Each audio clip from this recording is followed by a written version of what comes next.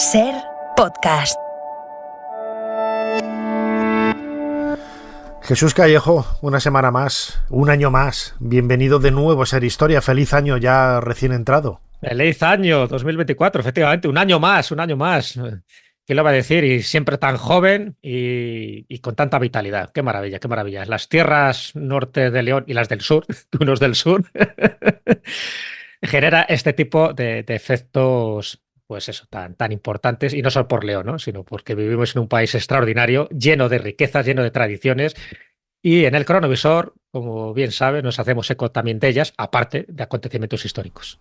Claro que sí, porque en esta ocasión los Reyes Magos han venido hace pocas horas. Es una tradición muy extendida, ¿no? en España y en algunos otros lugares del mundo, aunque en España yo creo que es el lugar en donde más eco tiene, pero hay otros regaladores, dadores, traidores de regalos que van más allá de los Reyes Magos, de Santa Claus, de San Nicolás, de los que todos tenemos en mente, ¿no?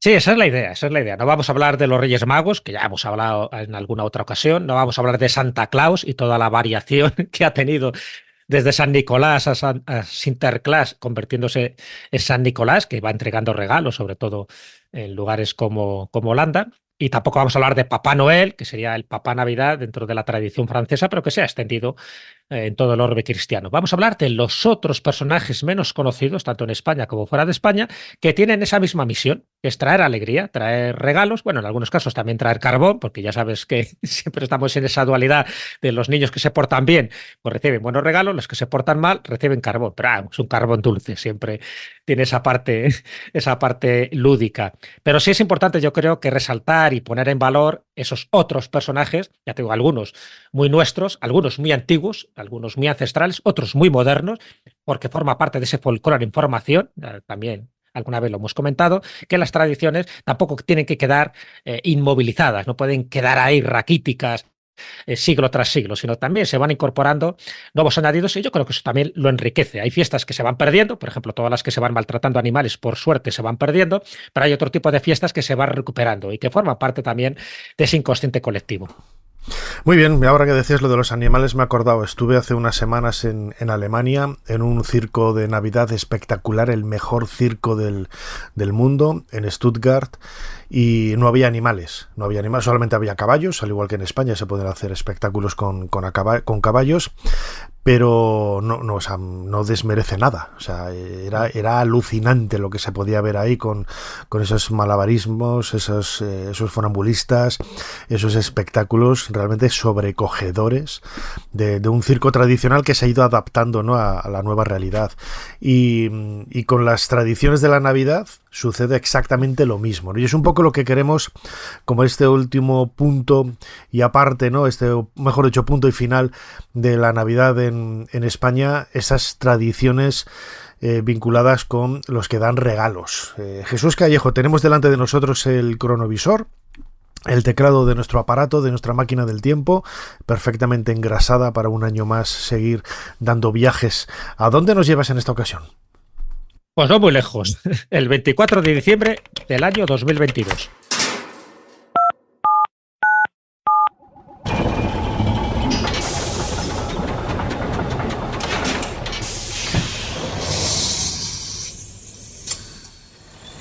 Adelante, pasen. Jesús Callejo les está esperando junto al cronovisor.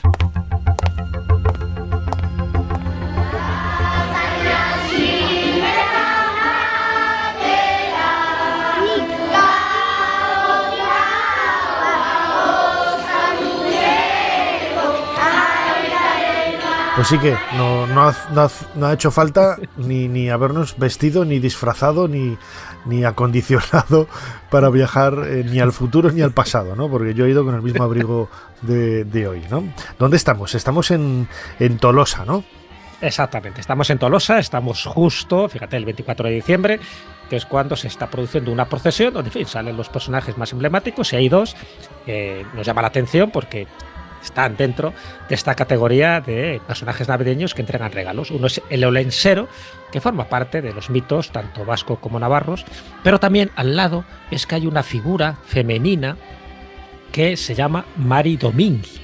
Por eso lo hemos traído aquí, porque esta figura femenina, ahora comentaremos, el olensero sí que tiene una tradición muy vetusta, muy de años, en fin, el carbonero, que normalmente vive alejado de la población durante todo el año, un poco como una anacoreta, un gigante, un poco adusto, pero que justo cuando llega el solsticio de invierno es cuando baja y va entregando esos regalos a los niños que realmente se lo merecen.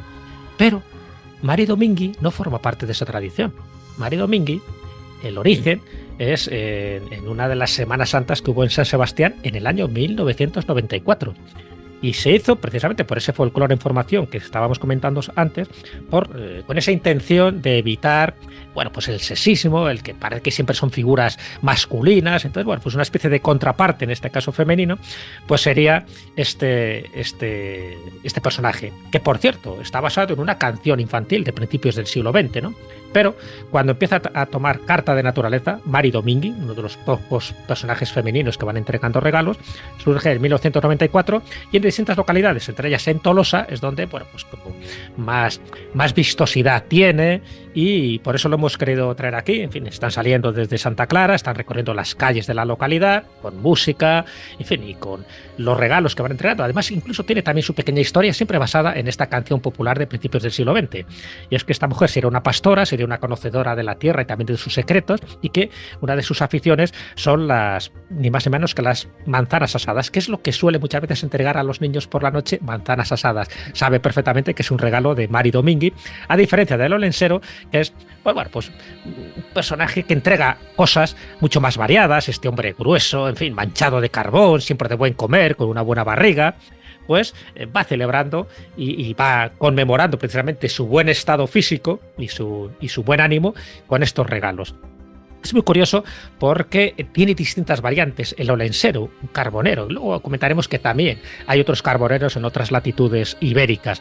Pero en este caso, en otros sitios, la Nochevieja, porque claro, estamos hablando de que normalmente los regalos los da el 24, ¿no? La noche del 24 al 25, pero en otras localidades las da justo el último día del año, ¿no? El día 31.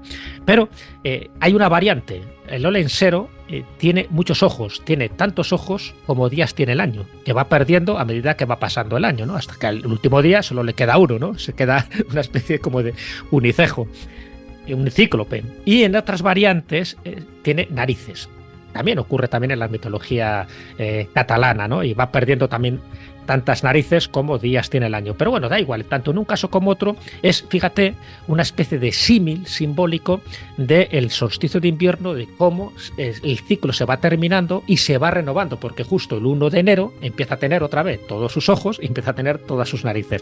Bueno, son variantes para mí muy significativas que tienen que entroncar mucho con lo más ancestral, con lo más simbólico y sobre todo con esas tradiciones que el País Vasco y Navarra atesora.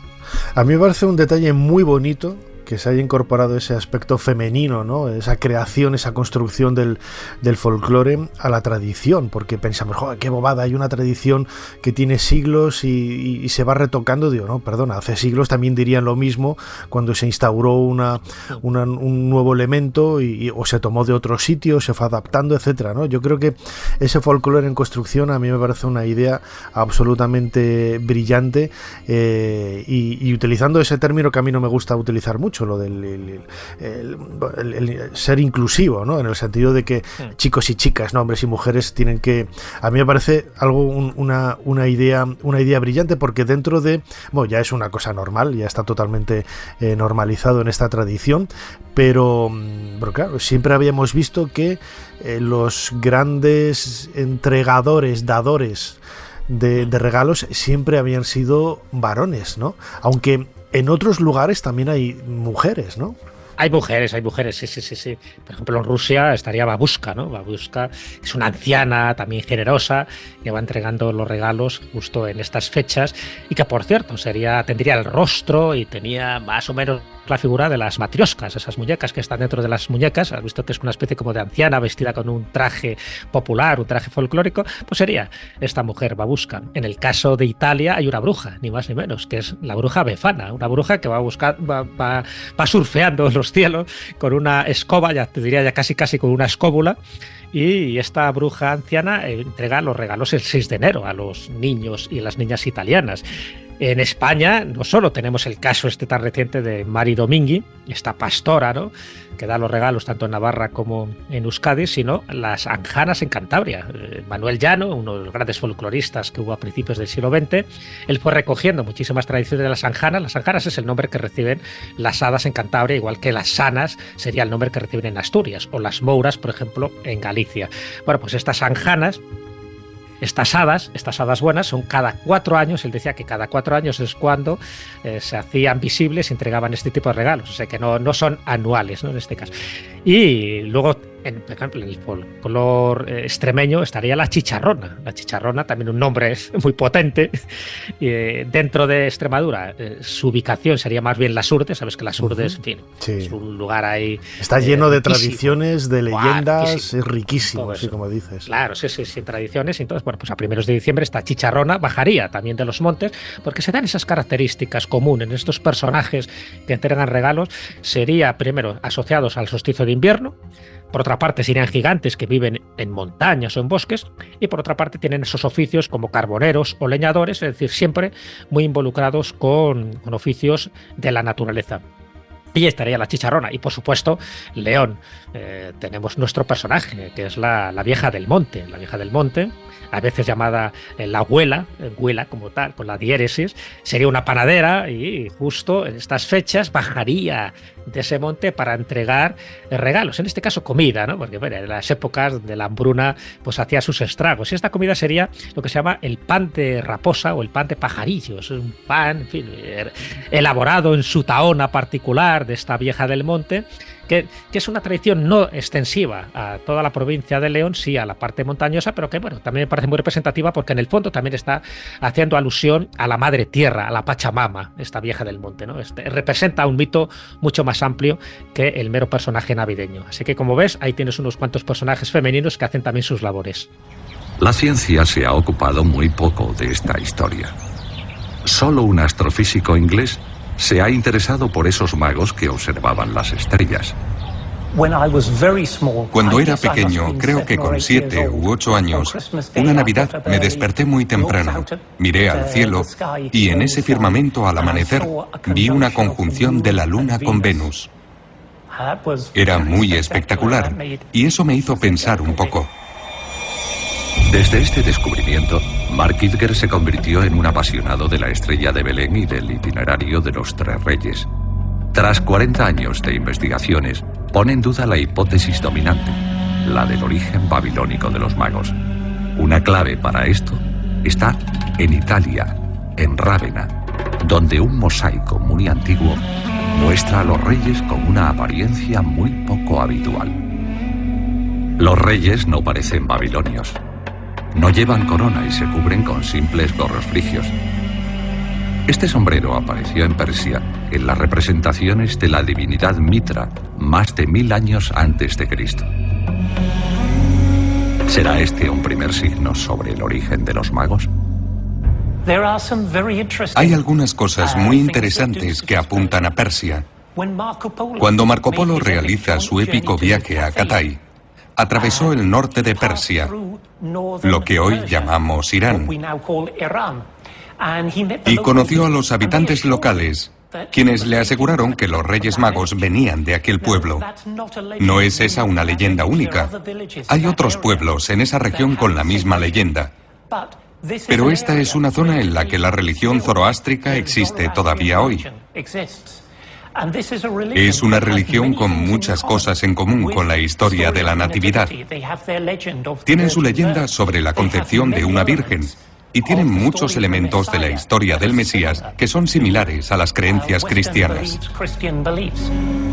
Para Mark Kidger, estas coincidencias, los relatos orales de esta región y los gorros frigios de las primeras representaciones de los magos confirmarían que es en Persia donde tiene su origen esta historia. Habrían venido de la proximidad del mar Caspio, una distancia de unos 1200 kilómetros, atravesando 2 cordilleras, 2 grandes desiertos e incluso cruzando grandes ríos. Debió ser un viaje increíble. Incluso con camellos no estamos hablando de 1 o 2 semanas, sino que hablamos de 1 mes, 6 semanas, tal vez 8 semanas para realizar este viaje.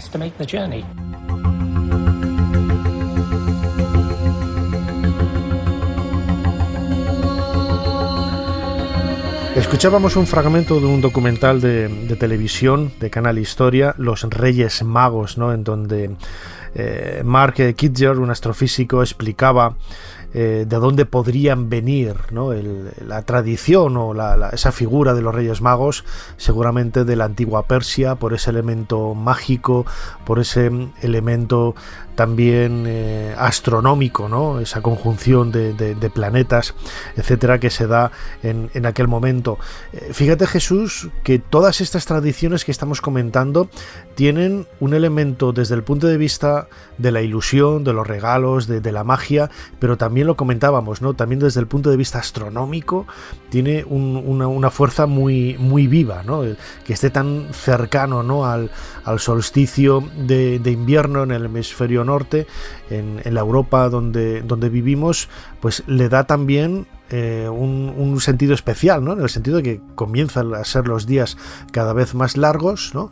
Y eso implica también pues más luz, más vida, esa lucha, esa victoria, mejor dicho, entre la oscuridad, mejor dicho, la luz con la oscuridad, y todos esos elementos que se van añadiendo en definitiva en forma de regalos casi, ¿no? No, y es más. Se habla de los 12 días mágicos. Los 12 días mágicos son los que irían precisamente desde la Navidad hasta la Epifanía, hasta el 6 de enero. Pues son 12 días mágicos que tienen mucho que ver con tradiciones, incluso con las 12 uvas que tomamos.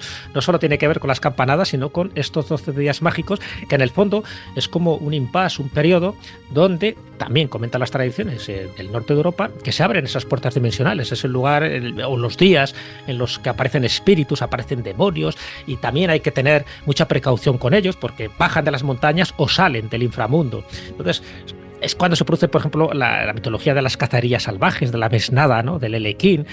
Todo eso tiene que ver con una configuración muy pagana, ¿no? Donde esas puertas, ya te digo, se abren. Acuérdate, siempre los finales de año, el día de San Silvestre, ten en cuenta que el último día del año es San Silvestre, que tiene también toda una connotación simbólica, porque San Silvestre va descendiendo 365 escalones hasta que se encuentra con un dragón, ¿no? En el fondo está representando las puertas telúricas y le vence, más bien le amansa. Nunca hay que matarle, siempre hay que amansarlo.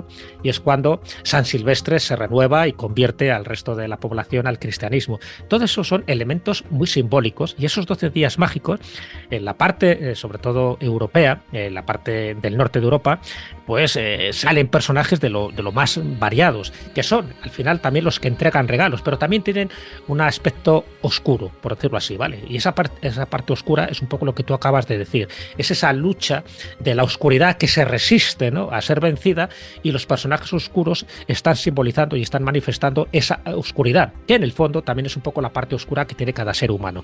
Bueno, pues digo que es muy importante y tiene más trascendencia de la que nos podemos imaginar. Pero bueno, llega el día de los regalos, bien sea el 24 de diciembre o bien sea el 6 de enero, y es cuando todos lo celebran de una forma con mucho jolgorio. ¿Por qué? Porque los regalos no solo es lo que agrada al niño como tal, sino que los regalos, dentro de esa magia simpática de la que hablamos en otro cronovisor, es símbolo de viveza, de fertilidad, de prosperidad, de riqueza, de todo tipo de cosas. Entonces esos regalos está diciendo, mira, en esta familia, por suerte, aunque las pasemos mal, aunque no lleguemos a final de mes, pero siempre hay un regalo que está generando una sonrisa del niño, y la sonrisa de los niños, como sabes, es la mejor luz que puede iluminar un hogar.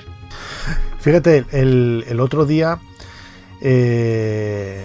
cuando hablábamos poníamos la pista, ¿no? Para el cronovisor, ¿no? Con esa cabra dejando regalos, ¿no? Hay también dadores de regalos que no solamente son personas, seres humanos, hombres y mujeres, sino que también hay animales, ¿no? No entran aquí tanto los renos, por ejemplo, ¿no? Del trineo de Papá Noel, Santa Claus. De Santa Claus, sí. Pero la presencia de la cabra dando regalos, que es algo típico del norte de Europa, sí. Nos vuelve a llevar también a ese ambiente más rural, ¿no? Más campestre, ¿no? De la Europa medieval, casi. Sí, así es. Es que estos personajes, claro, hay personajes, pues vamos a llamarlos así, un poco de carne y hueso, como estos que estamos comentando, como el lensero, ¿no? que creas o no creas en la vigencia histórica, pero bueno, se le representa como un ser antropomorfo, pero en otros casos son brujas, como la bruja Befana, en otro caso son gnomos, en otro caso son como diablillos, ¿no? Diablillos bonachones que salen de sus covachas para entregar ese tipo de regalos. E incluso hay todo tipo de tradiciones muy modernas, algunas, como el Grinch, acuérdate, ¿no? Es un personaje del Dr. Seuss que se crea en 1957 y que se crea para robar la Navidad. Luego, en fin, va pasando por una serie de peripecias. Al final es una crítica más al excesivo consumismo que existe en la Navidad, ¿no? Todo este tipo de cosas, estos personajes son muy llamativos. Incluso se habla en otras tradiciones del cuarto rey mago. Se habla de los 3 reyes magos, pero hay un cuarto rey mago que es Artaban, pero que forma parte de un cuento de Henry Van Dyke de 1896, que hay mucha gente que no lo sabe. Así que cuando hablamos de personajes son de lo más variopintos, algunos muy antiguos, otros más modernos, otros antropomorfos y otros animalescos. El poder de los símbolos es tan fuerte que 2000 años después los percibimos de la misma manera. El número 3 se impuso porque se ofrecieron 3 regalos: oro, incienso y mirra, uno por cada mago. Pero este número no ha sido siempre el mismo. En la tradición de Santa María la Mayor son 2. En los otros textos orientales, en la iconografía, son 4. En la iglesia siria son 12. ¿Por qué? Porque es el símbolo de los 12 apóstoles, las 12 tribus de Israel, etc. Los símbolos cambian. Se busca y se llega a identificar a estos 3 personajes como a prototipos de la humanidad que avanza para adorar a Cristo.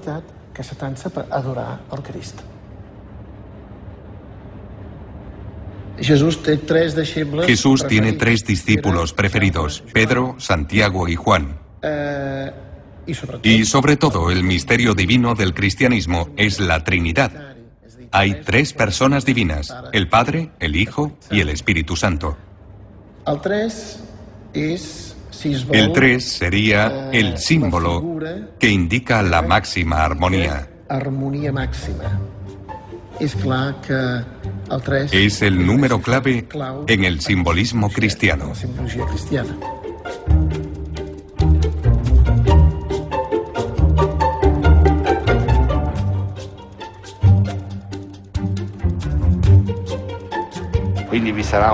Hay un mago que representa la juventud, otro que representa la madurez y el otro que representa la vejez.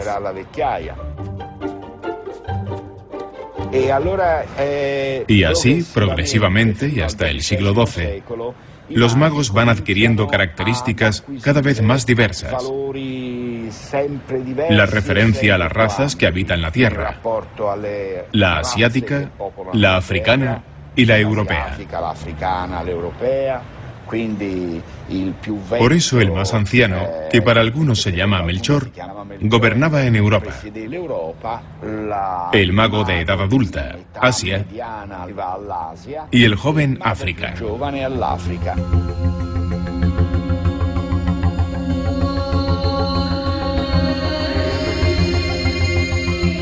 Hablabas, Jesús, antes de escuchar este nuevo corte del documental de televisión de Canal Historia, Los Reyes Magos, cuántos reyes había, el número, los nombres, es uno de los grandes misterios, ¿no? Porque hay una tradición, incluso se conoce dónde están enterrados y están sus reliquias. Es una cosa a caballo entre la tradición y lo grotesco, ¿no? Lo curioso y lo divertido.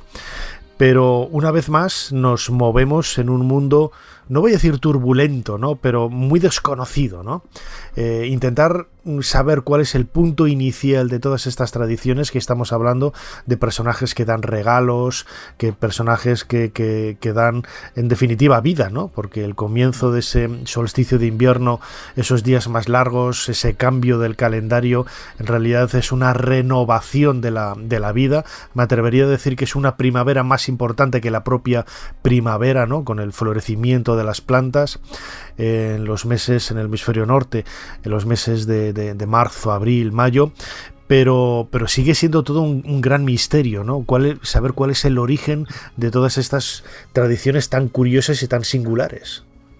Es imposible saber el origen porque los regalos siempre se han entregado, o sea que con distintas conmemoraciones, no tiene por qué ser justo en estas fechas, entre otras cosas porque no siempre nos regimos por el mismo calendario, con lo cual el año nuevo para otras culturas es distinto. Acuérdate, para el mundo celta el año nuevo empezaba el 1 de noviembre, justo, ¿no? Y por lo tanto también había otro tipo de regalos, y los regalos no tienen por qué ser dulces, no tienen por qué ser castañas asadas, no tienen por qué ser golosinas, como por ejemplo ocurre con el tió, ¿no? En Cataluña, ¿no? Que es un tronco, el famoso tronco de Navidad, donde tú le das palos y al final defeca o caga regalos, ¿no? Que es muy, muy llamativo, ¿ves? Ahí no estamos hablando de un personaje antropomorfo, sino que estamos hablando de un tronco de Navidad, con todo lo que significa el tronco de Navidad, ¿no? Como el tronco que da calor, que da vida al hogar cuando tú lo quemas, y alrededor de ese tronco se empiezan a contar historias navideñas, historias de felicidad, historias truculentas, historias de fantasmas, etcétera.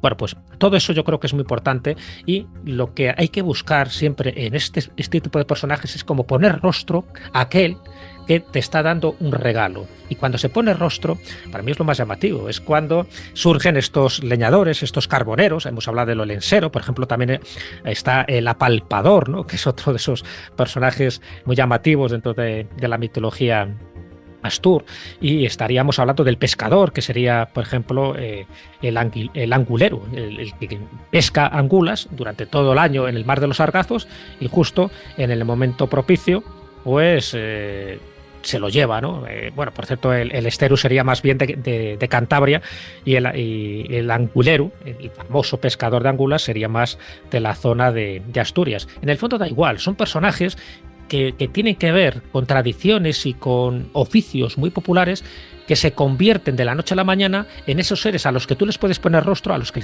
puedes sacar en procesión, como hemos visto por ejemplo en Tolosa, y que te entregan los regalos, pero que el mito es muy, muy antiguo. Por ejemplo, el apalpador, que es un mito muy parecido, pero en Galicia también le llaman el pandigueiro.